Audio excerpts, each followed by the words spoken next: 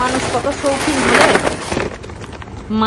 কত শৌখিন হলে বেল হচ্ছে প্রতিবার এসে এসে বেল নিয়ে যায়, কাঁচা কলা নিয়ে যায়।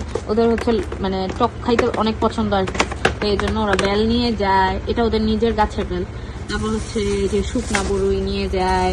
প্যাকেটের বড়ইটা কোথায়? ওইটা প্যাকেটের বড়ই। তারপর হচ্ছে কাঁচা কলা।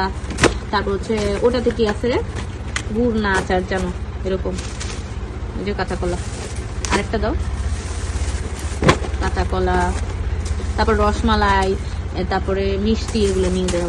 জীবনে খাইতে পারে না গরিব, এই জন্য বাংলাদেশ থেকে নিয়ে যায় গরিব। এই যে গরিব ওরা।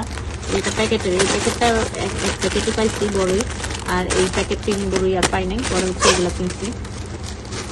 এটা ওটাতে থাকুক, কারণ এটা ডিপে ছিল। এই যে প্যাকেটের বড়ই, খাবেন নাকি বড়ই? ওটা ওটা ওটা নাও, ওটা। এই যে এটা, এটা কি?